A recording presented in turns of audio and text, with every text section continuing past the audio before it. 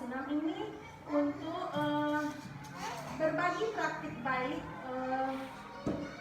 tentang budaya positif sebagaimana tugas untuk kami sebagai CDP, yaitu modul 1.4. Semoga acara kita ini bisa berjalan dengan lancar dan terkontrol endanya. Amin amin ya rabbal alamin. Salawat beserta salam tak lupa pula kita kirimkan kepada arwah junjungan kita Nabi besar Muhammad Sallallahu Alaihi Wasallam. Allahumma sholli ala Muhammad wa ala ali Muhammad. Baiklah Bapak dan Ibu sekalian, terima kasih telah hadir pada kesempatan kali ini, yaitu tentang diseminasi kami. Sebelumnya perkenalkan kami dari CDP Angkatan 11. Yang pertama, kami ada 2 orang di sini. Yang pertama saya sendiri Syahin Fitri SPD. Yang kedua rekan kita yaitu Ibu Ayu Lestari SPD. Oke, sebelum kita memulai praktik baik kita ini, bagaimana kalau kita mengadakan dulu suatu fokus? Bagaimana kita fokus terhadap pemateri atau materi kita pada pagi hari ini? Bisa Bapak dan Ibu berdiri sebentar? Bisa. Ya, oke Bapak dan Ibu, terima kasih. Nah, kita di sini akan mengadakan suatu permainan. Mungkin permainan biasa saja, seperti yang pernah kita berikan kepada anak murid kita. Kita lihat saja bagaimana kita fokus terhadap satu materi gitu. Sekarang Bapak Ibu mungkin bisa coba Bapak Ibu pegang kepala, telinga, mata, hidung, kepala, telinga, mata, hidung. Sekarang coba Ibu Bapak lihat kepada saya. Coba kalau Bapak pegang mata. Bagaimana? Apa bisa konsentrasi? Mata. Pegang hidung. Lihat ke saya. Telinga. Hidung. Nah, mungkin sekian. Masih ada di antara kita mungkin ya yang kurang fokus atau bagaimana. Nah, seperti itu juga kepada anak murid kita di pagi hari, kita selalu kan mengadakan praktek baik seperti itu. Ada juga yang kurang fokus, ada fokus. Semoga pada materi kita bisa fokus ya. Oke, baik Bapak Ibu, berbagi topik baik pagi ini yaitu tentang budaya positif.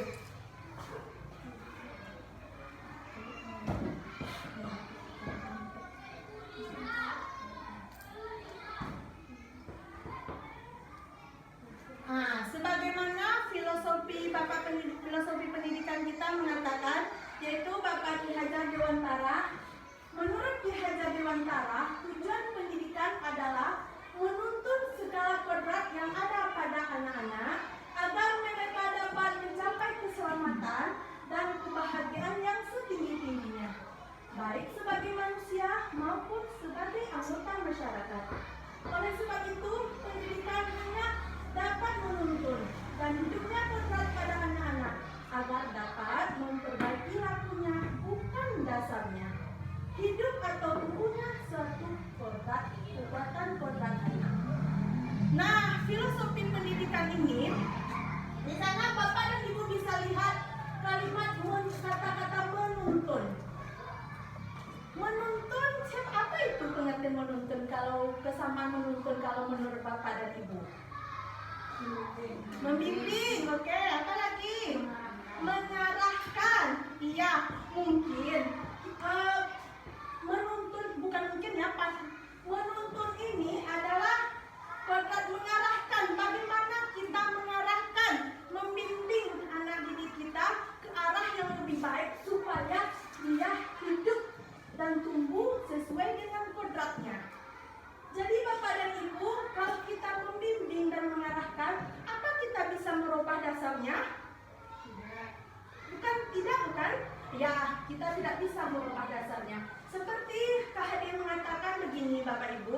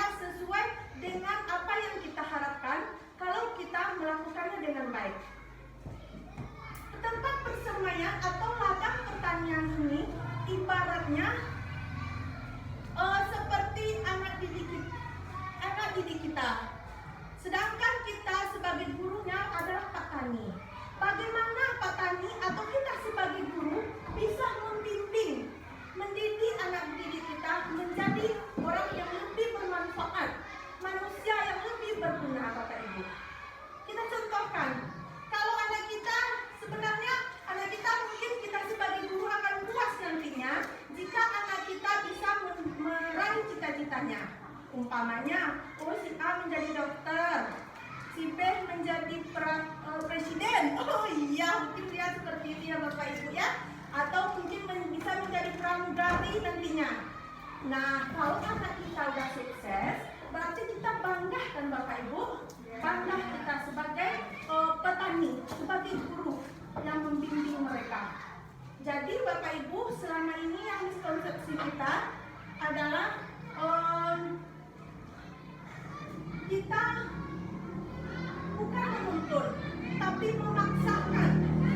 Bagaimana Bapak dan kita, anak kita itu bisa menjadi? Bukan seperti itu Bapak Ibu. Kita hanya bisa menuntunnya. Tumbuh tidak tumbuhnya tergantung kita Bapak Ibu. Bagaimana kita memeliharanya atau membimbingnya, apakah bisa dia akan berkembang dengan baik, itu tergantung guru. Nah, sekarang Bapak Ibu, di sini yaitu berarti banyak budaya positif.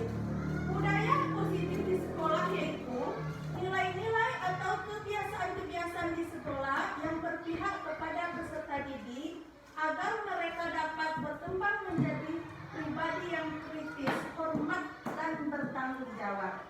Nah, di sini di diseminasi kali ini kita ingin berbagi Bapak Ibu, ada beberapa di sini yang akan kita bahas, yaitu yang pertama, perubahan paradigma. Kita ke sekolah ini, anak didik kita tentu kita sangat membutuhkan bagaimana dia aman, merasa nyaman, menyenangkan, bagaimana ada lingkungan yang positif. Jika sudah ada tercipta yang itu, murid itu akan merasa senang untuk ke sekolah. Kita bisa melakukan praktik baik seperti pagi kalau kita sebagai guru, paginya kita bisa menyapa beliau dengan salam, sapa, senyum. Kita bisa melakukan seperti itu, melaksanakan praktik baik di pagi, senam. Itu kan contoh disiplin positif ya Bapak Ibu. Setelah itu, kalau kita sudah melakukan hal seperti membuat lingkungan yang nyaman dan positif, anak tersebut akan berpikir, bertindak, dan menciptakan sesuatu dengan baik, dengan bertanggung jawab. Dia akan merasa senang Bapak Ibu. Kita di sini sering melakukannya Bapak Ibu ya, ya kan? Ya, untuk selanjutnya,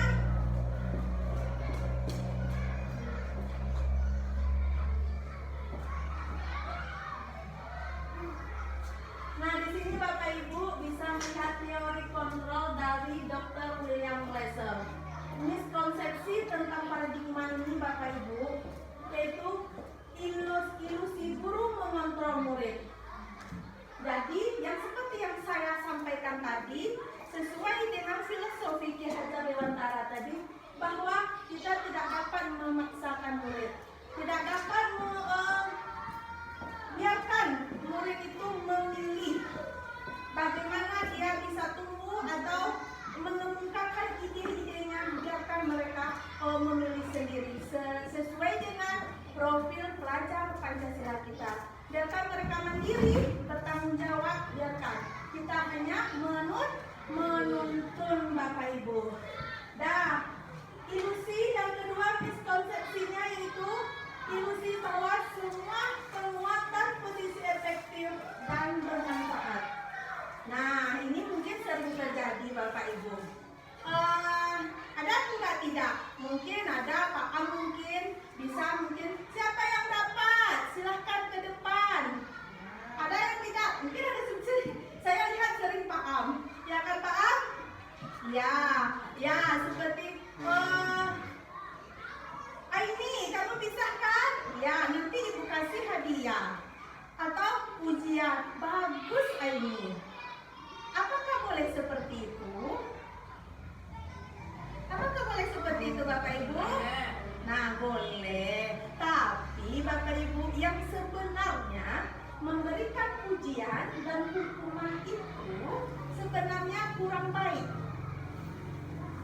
Jadi, yang ujian ini mereka akan merasa melakukan sesuatu itu hanya karena ingin dipuji. Jadi,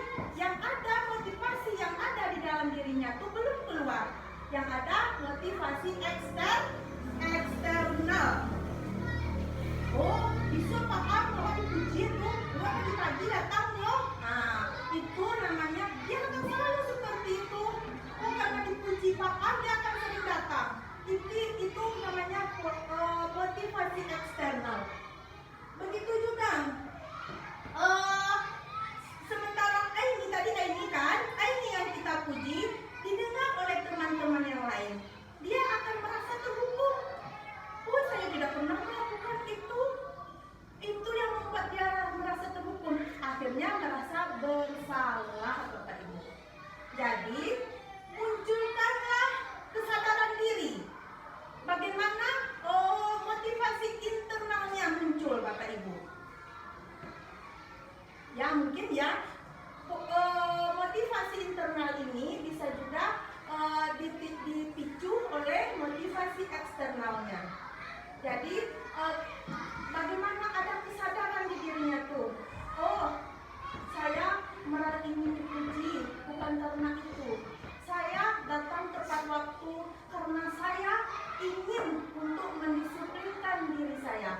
Nah, itu mungkin ya Bapak Ibu yang susah kita laksanakan ya Bapak Ibu ya. Bagaimana anak didik kita itu sadar, menyadari dirinya. Bagaimana anak didik kita itu, bagaimana posisi motivasinya itu yang intrinsik itu. Itu ya Bapak Ibu. Nah, yang ketiga mungkin ilusi bahwa kritik dan membuat orang merasa bersalah dapat menguatkan karakter. Contohnya begini. Ini sering kita lakukan di rumah mungkin ya Bapak Ibu ya. Undeh nak, jangan modal itu jana, ibu lapar ya untuk menyemolahkan awak. Itu kan termasuk kan? Sering kita lakukan seperti itu kan di rumah kita. Termasuk saya Bapak Ibu, sering kita melakukan seperti itu. Tapi itu akan membuat anak kita merasa bersalah. Seperti itu di sekolah. Ini tolong ibu ini ya, jangan ribut. Nanti ibu kena marah oleh kepala sekolah. Itu akan membuat anak kita merasa bersalah Bapak Ibu.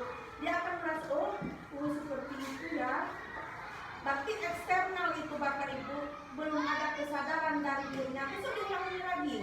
Itu kalau yang eksternal itu Bapak Ibu. Yang keempat yaitu ilusi bahwa orang dewasa hak untuk memaksa. Nah ini kita sebagai orang dewasa selalu memaksakan kehendak kita. Oh Gali, silakan masuk. Buat halaman 20 pelatihan kita ya. Sering kita seperti itu kan? Ya kan Bu Rani? Ya kan Bu Ayu? Sering seperti itu. Nah, di sini itulah miskonsepsi kita Bapak Ibu. Nah, bagaimana seseorang bisa berubah dari paradigma stimulus respon kepada pendekatan teori kontrol? Nah, seperti yang dikatakan Stephen Covey, stimulus respon itu adalah realitas kebutuhan sesama. Teori kontrolnya realitas kebutuhan berbeda-beda. Yang kedua, semua orang melihat hal yang sama. Jadi teori kontrolnya setiap orang memiliki gambaran berbeda. Jadi dari stimulus respon itu semua orang melihat hal yang sama. Ada pada muncul intrinsik, motivasi intrinsik dalam diri kita. Setiap orang memiliki gambaran yang berbeda. Muncul dari diri mereka sendiri. Nah, jadi budaya positif itu Bapak Ibu ada lagi yang disiplin positif. Disiplin positif ini sebagai kata pendidikan kita menyatakan di mana ada kemerdekaan, disitulah harus ada disiplin yang kuat. Sungguh pun disiplin itu bersifat self-disiplin, yaitu kita sendiri yang mewajibkan kita dengan sekeras-kerasnya, tetapi itu sama saja. Sebab jikalau kita tidak cakap melakukan self-disiplin, wajiblah penguasa lain mendisiplinkan diri kita. Dan peraturan demikian itulah harus ada di dalam suasana yang merdeka. Jadi konteks kemerdekaan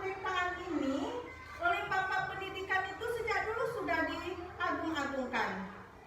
Kita mendisiplinkan diri kita sendiri, bukan orang lain yang mendisiplinkan kita. Kalau orang yang mendisiplinkan kita, itu larinya kepada konsekuensi nantinya. Kita harus patuh terhadap itu. Jadi itu masih jadi eksternalnya. Kalau bisa, berubahlah kita dari sekarang bagaimana disiplin ini bisa dari internal kita pribadi, dari dalam diri kita pribadi, Bapak Ibu.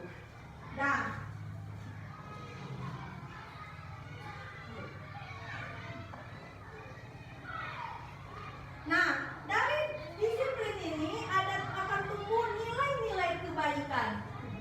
Nilai-nilai kebajikan adalah sifat positif manusia yang merupakan tujuan mulia yang ingin dicapai setiap individu. Jadi Bapak Ibu, setelah kita melakukan disiplin ini, kita akan menumbuhkan kebajikan-kebajikan. Banyak contohnya Bapak Ibu. Jika kita telah ada melakukan disiplin dari diri kita dengan sendirinya, mungkin ada dari teman-teman yang lain akan terbawa untuk melakukan kebajikan-kebajikan. Jadi yang teori ketiga yaitu motivasi perilaku manusia.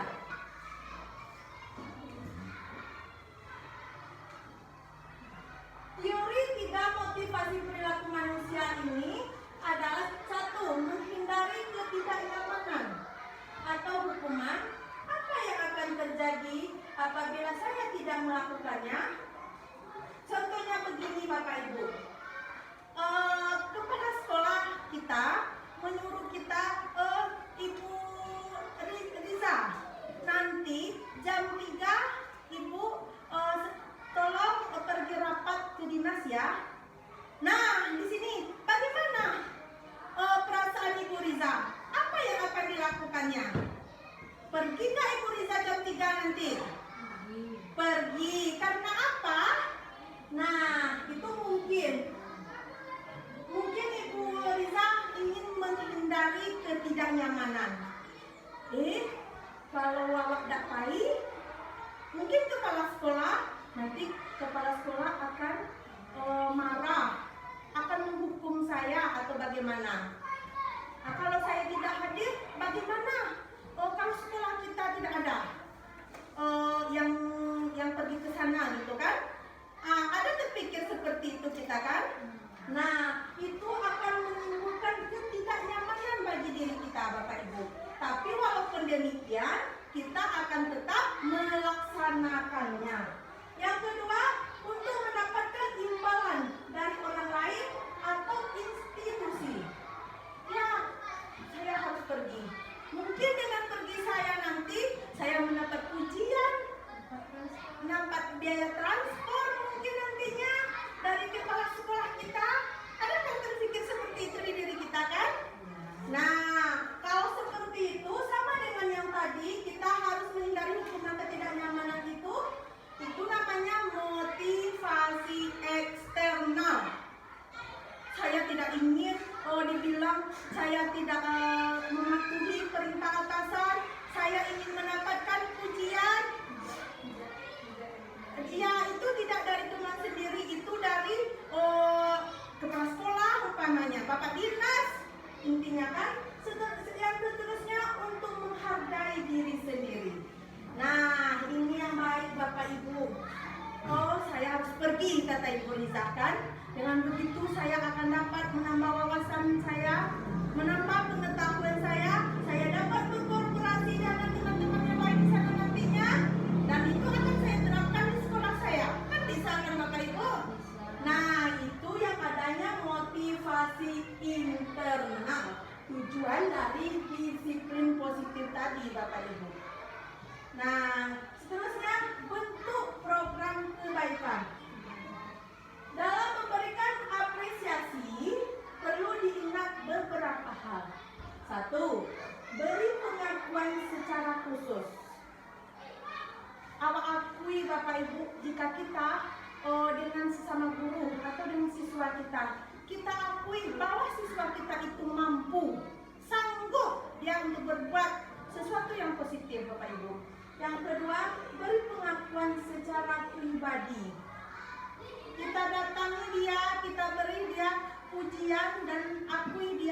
kalau kamu sanggup, kamu bagus, boleh seperti itu Bapak Ibu. Yang ketiga, beri pengakuan kepada semua murid.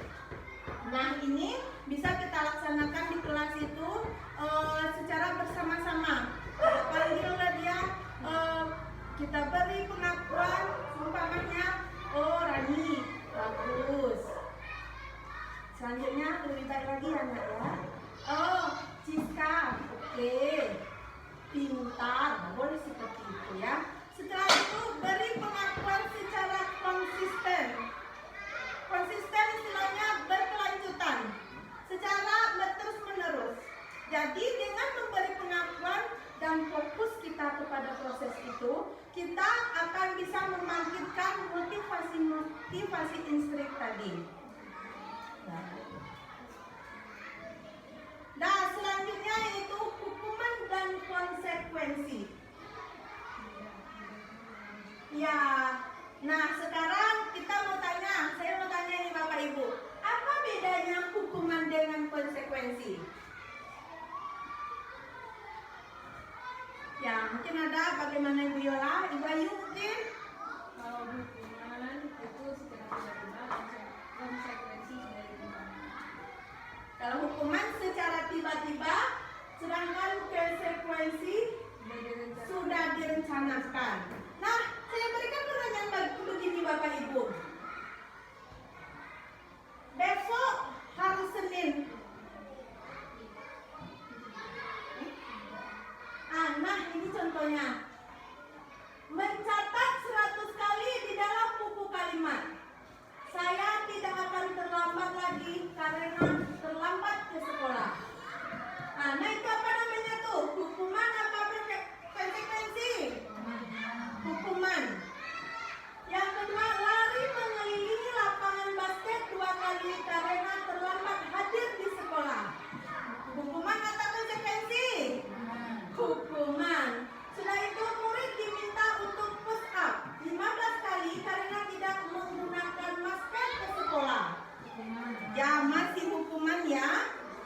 Menggantikan kertas tugas teman yang telah dicoret-coret, itu konsekuensi.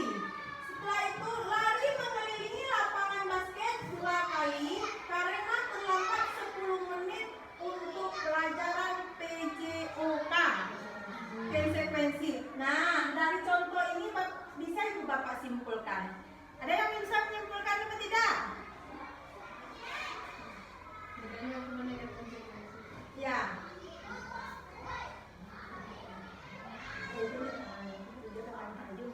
Ya, silahkan Ibu Risa. Ya, silahkan dijawab.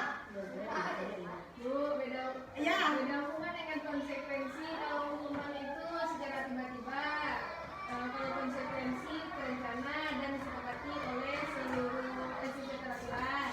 Kalau hukuman, murid tidak tahu apa yang akan terjadi. Kalau konsekuensi, murid tetap dibuat tidak nyaman, tapi sudah diketahui. Kalau hukuman bersifat satu arah dan berupa hukuman fisik dan psikis. Kalau konsekuensi, guru selalu memonitor murid. Ya, tepat sekali Ibu Ayu. Kasih aplaus itu Ibu Ayu dulu. Iya, betul sekali. Jadi hukuman itu dilakukan secara tiba-tiba tanpa ada kata sepakat. Kalau frekuensi sudah disepakati dan sudah disosialisasi secara bersama-sama. Nah, itu yang antara hukuman dan konsekuensi ya Bapak Ibu. Nah, mungkin untuk materi karena kami berdua, untuk materi ini restitusi ini akan disampaikan oleh Ibu Ayu Lestari. Kepada Ibu Ayu dipersilahkan. Baik, terima kasih Bapak dan Ibu. Selanjutnya saya akan menjelaskan sambungan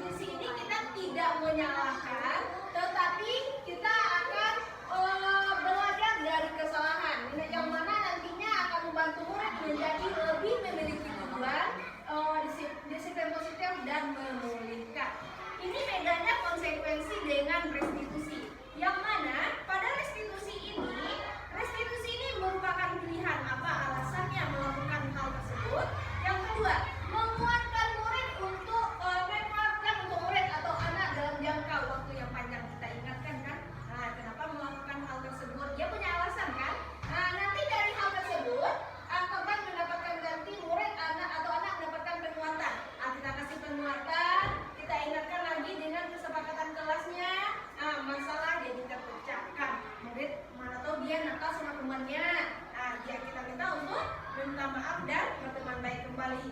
Kita ingatkan sebelum itu dengan cara masih ingat nggak kesepakatan kelas yang kita sudah buat dengan baik Bu? Ya kan? Sudah dilakukan apa belum? Belum Bu. Apa yang akan dilakukan? Jadi contoh restitusi ini contohnya ada Bu Riza. Contohnya nama siswa itu Riza dan Vivi. Riza ini sering mengganggu Vivi. Jadi kita tidak ngapain kamu sering ganggu Vivi? Tidak boleh seperti itu. Tetapi kita panggil Riza dan Vivi tersebut, tanyakan kenapa Riza melakukan hal tersebut. Mereka punya alasan tersendiri. Kita tidak boleh menjudge secara langsung, tapi kalau ibu di posisi seperti ibu, itu ibu akan melakukan hal seperti itu juga. Tapi anak ibu masih ingat nggak kesepakatan kelas yang sudah kita buat? Masih Bu, kita harus berteman baik. Apakah sudah dilakukan? Belum Bu. Kalau belum, apa hal yang akan dilakukan? Meminta maaf Bu. Apakah meminta maaf saja? Tidak Bu, berteman baik kembali Bu. Berarti kita sudah melaksanakan restitusi. Lanjut. Sebelum restitusi dijalankan, kita harus membuat keyakinan kelas terlebih dahulu. Yang mana sebelumnya kita sudah melakukan kan Bapak dan Ibu? Iya. Tapi mungkin nanti dalam membuat keyakinan kelas tersebut, yang mana biasanya kita sering menggunakan kata jangan kan? Jangan, tidak boleh, tapi bukan seperti itu. Tetapi kita menggunakan kalimat positif. Sebelum masuk ke arah sana, yang mana kita harus paham dulu apa yang dimaksud dengan keyakinan kelas.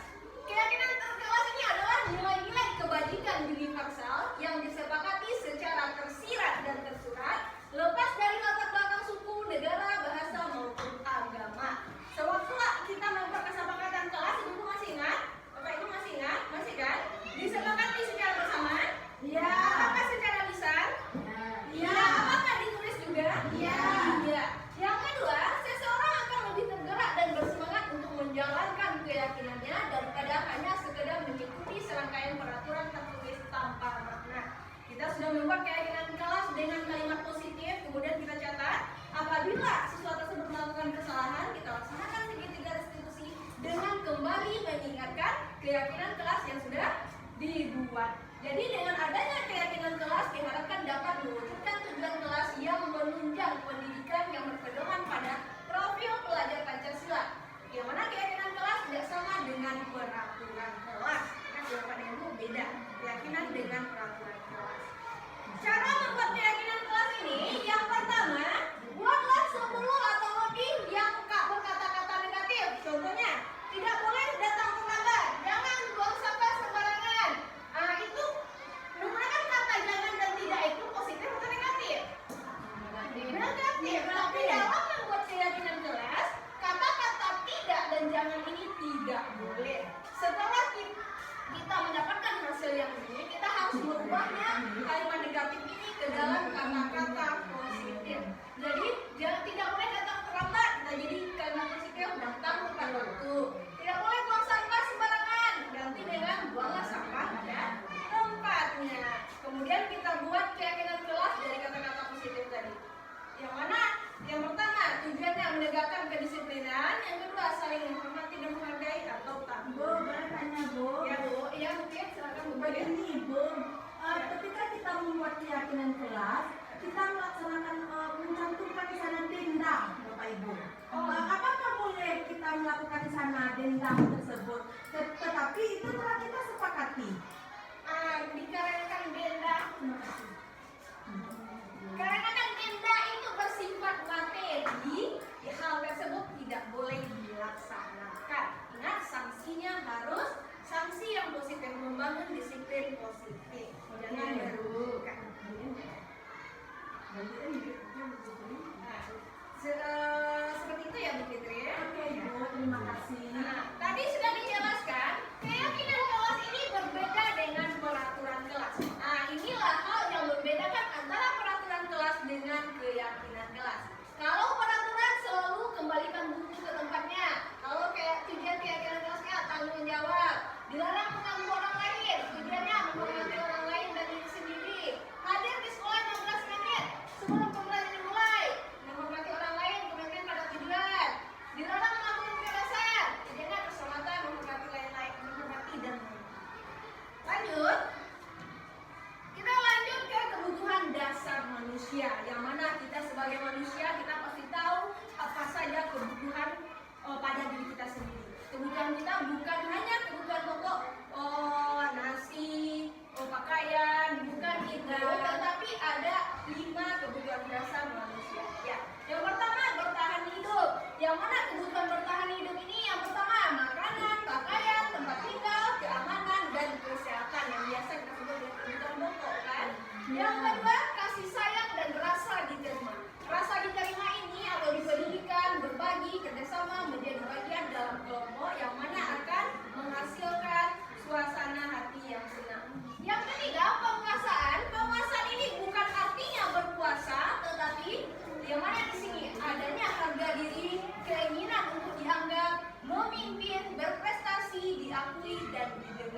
Dan keempat, kebebasan. Kebebasan ini bukan bebas semaunya kita, tetapi dalam artian mandiri, memiliki pilihan, mencoba hal baru, mampu mengendalikan arah dirinya.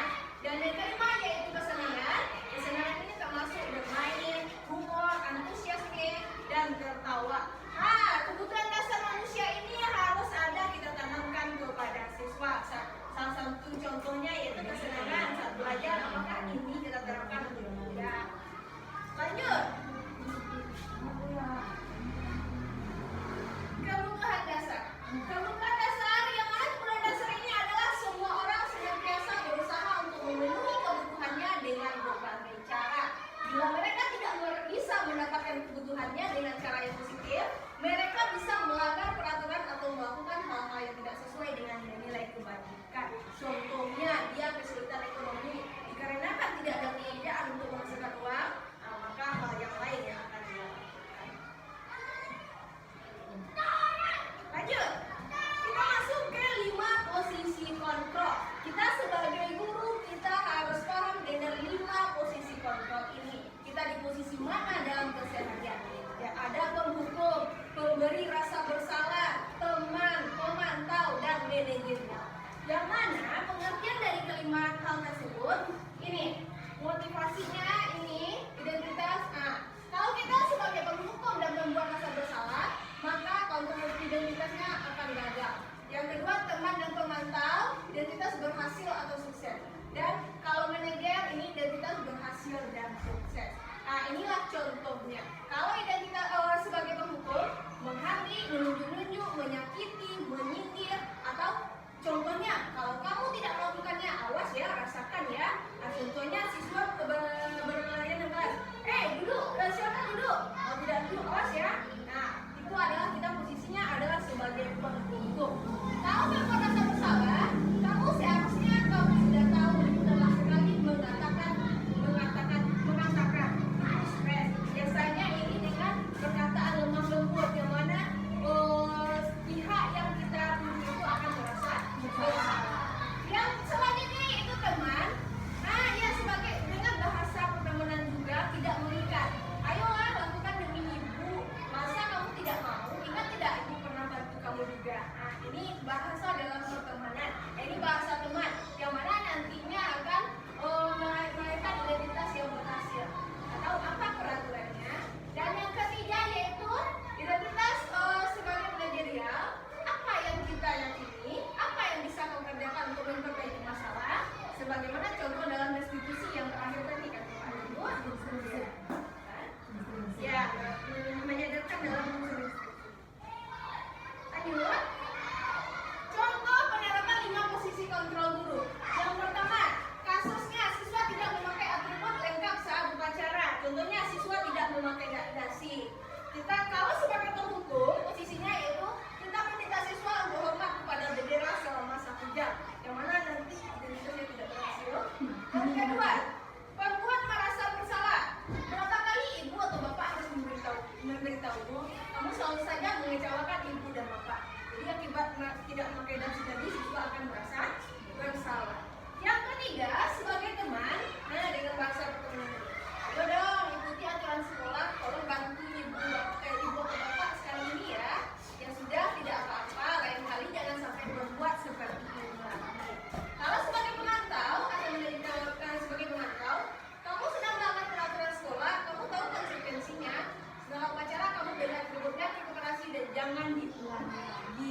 Kalau itu posisi pemantau. Dan yang terakhir sebagai manajerial, kalau manajer ini, apakah kamu tahu kesalahanmu?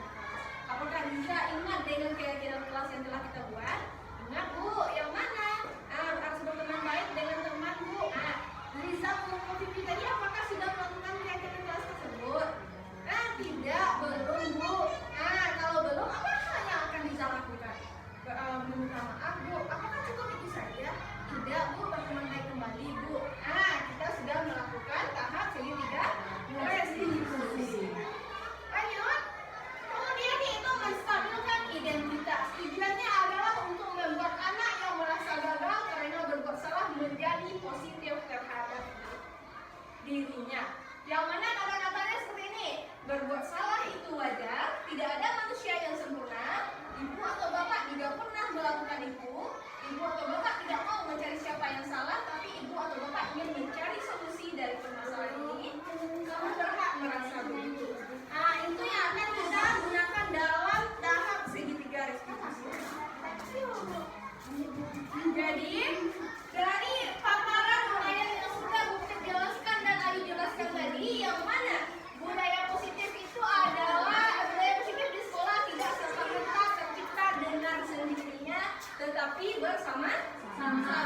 Yang kedua, dalam menciptakan budaya positif di sekolah diperlukan kerjasama, kolaborasi, dan komunikasi yang efektif antara kita, antar semua warga sekolah. Yang ketiga, motivasi terbaik anak dalam melaksanakan disiplin positif adalah motivasi internal atas kesadaran dirinya sendiri, bukan paksaan, bukan tanggung hukuman. Yang keempat, posisi kontrol terbaik seorang guru ketika menyikapi kesalahan atau pelanggaran anak adalah posisi sebagai manajer, bukan penghukum, bukan pembuat rasa bersalah, tetapi yang tepatnya adalah sebagai manajer. Apakah kamu tahu apa yang kamu lakukan? Nah, apa solusi yang akan kamu lakukan? Nah, itu adalah manajer. Selanjutnya, tindakan yang tepat dalam mensikapi kesalahan atau pelanggaran anak adalah menggunakan tahapan segitiga restitusi. Tidak menghakimi secara langsung, tetapi melalui tahapan segitiga restitusi. Selanjutnya, melalui restitusi, ketika anak berbuat salah, guru akan menanggapi dengan cara yang memungkinkan anak untuk membuat evaluasi internal tentang apa yang dapat mereka lakukan untuk memperbaiki kesalahan mereka dan mendapatkan kembali harganya. Selanjutnya, restitusi akan mengubah identitas anak dari orang gagal menjadi sukses dengan karakter yang lebih kuat dari sebelumnya. Dan yang terakhir, perlunya membuat keyakinan atau kesepakatan kelas sebagai upaya mewujudkan budaya positif di kelas atau sekolah.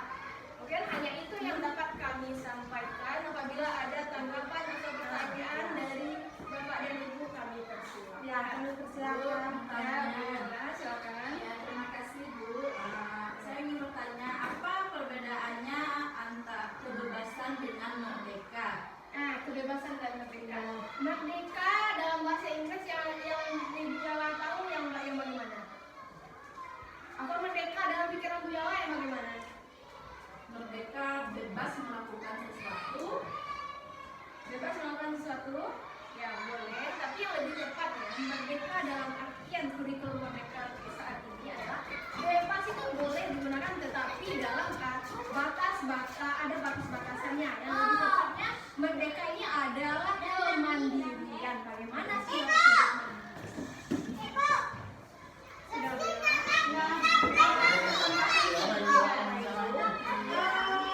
Kebebasan ini berarti kita bebas, kita batasi gitu dengan hal-hal yang positif. Kita bebas dalam inovasi, melakukan apa saja hal yang berpositif lainnya untuk diri kita sendiri dan bermanfaat bagi orang lain. Nah, itu antara kebebasan yang membuat diri kita jadi merdeka. Itu Bapak Ibu.